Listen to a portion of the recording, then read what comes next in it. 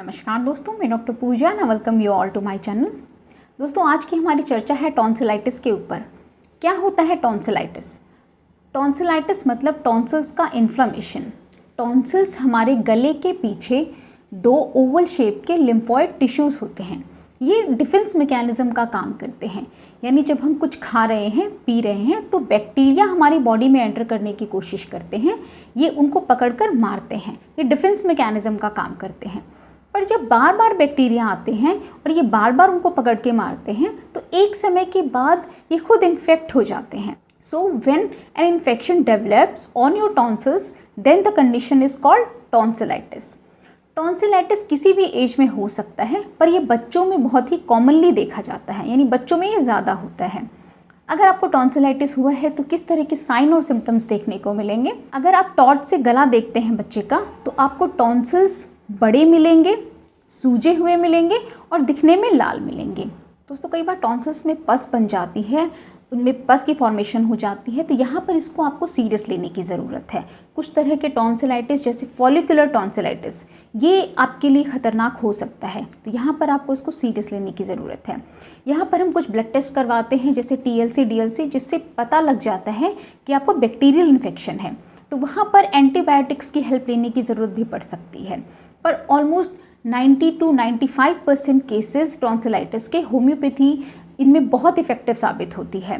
और ख़ासकर जो रिकरेंट टॉन्सिलाइटिस होता है, यानी कि बार बार जो टॉन्सिलाइटिस होता है, क्रॉनिक होता है, वहाँ पर होम्योपैथी का बहुत ही अच्छे रिजल्ट्स देखे जाते हैं। पर अगर आपको फॉलिकुलर टॉन्सिलाइटिस है जिसमें बैक्टीरियल इन्फेक्शन है, तो कुछ केसेस में ज़रूरत पड़ती है आपको एंटीबायोटिक्स की।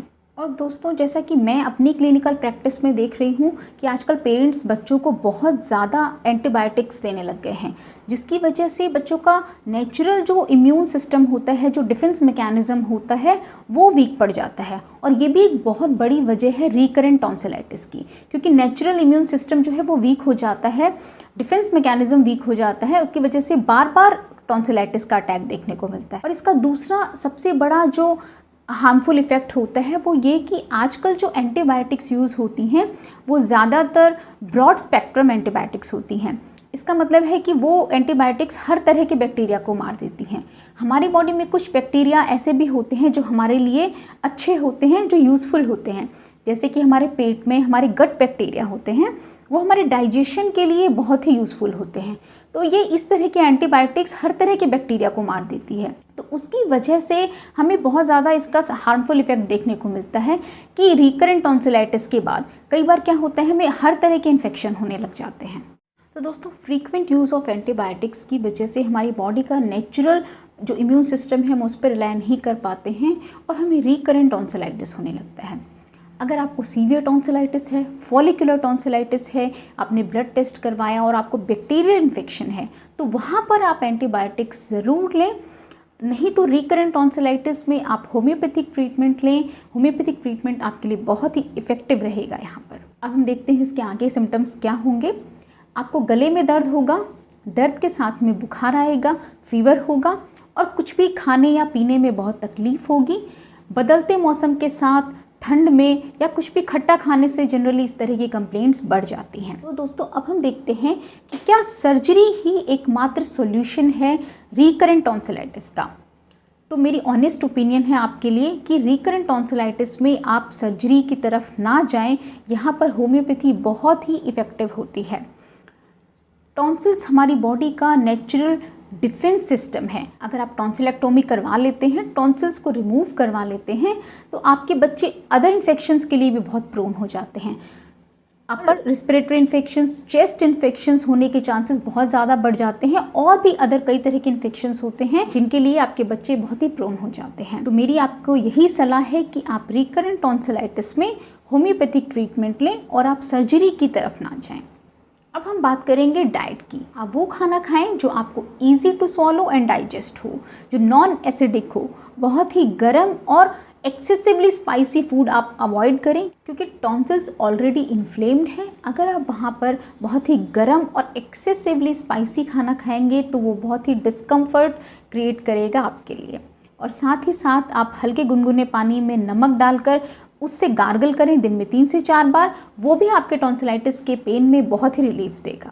अब दोस्तों देखेंगे हम वो होम्योपैथिक मेडिसिन जो बहुत ही इफ़ेक्टिव हैं टॉन्सिलाइटिस में। तो इसमें जो पहली मेडिसिन है, मैं भी बहुत ही फ्रीक्वेंटली यूज़ करती हूँ टॉन्सिलाइटिस के केस में, वो है बेलाडोना 30। बेलाडोना में आपको रेडनेस, फीवर और पेन, ये तीनों चीज़ें मिलेंगी। टॉन्सिल्स में बहुत ही ज़्यादा पेन होगा। अगर आप टॉर्च से बच्चे का गला देखते हैं तो टॉन्सिल्स बहुत ही रेड, फायरी रेड दिखेंगे और फेस भी बच्चे का रेड दिखेगा। साथ ही साथ आपको हाई ग्रेड फीवर होगा। यहाँ पर आप बेलाडोना 30 दिन में 3 से 4 बार दें बच्चे को, बहुत ही जल्दी आराम आएगा। दूसरी मेडिसिन है दोस्तों मर्कसोल 30। जब टॉन्सिलाइटिस में आपको बहुत ही ज़्यादा पेन हो, मुंह में स्लाइवेशन बहुत ज़्यादा हो रही है, कुछ भी खाने पीने में तकलीफ़ हो रही है और आपका दर्द, आपकी तकलीफ़ जो है वो दिन के बजाय रात में ज़्यादा बढ़ जाती है, उस केस में आप मर्कसोल 30 यूज़ करें दिन में 3 से 4 बार। आपको सिम्टम्स में बहुत ही जल्दी आराम आएगा। अगली मेडिसिन है दोस्तों फाइटोलक्का 30। फाइटोलक्का में आपको टॉन्सिल्स डार्क रेड दिखेंगे, इन्फ्लेम्ड, एनलार्ज होंगे यानी बड़े और सूजे हुए मिलेंगे और दर्द के साथ आपको जलन बहुत ज़्यादा होगी टॉन्सिल्स में। और साथ ही साथ गर्म कुछ भी खाने या पीने से आपकी दिक्कत बढ़ेगी। कुछ भी आप गर्म खाते पीते हैं तो उससे आपका पेन, आपकी तकलीफ़ बढ़ेगी और आपको पेन टॉन्सिल्स से लेकर, गले से लेकर और कान तक रेडिएट होगा। तो वहाँ पर आपको फाइटोलक्का 30 दिन में 3 से 4 बार 2-2 बूंद लेनी है।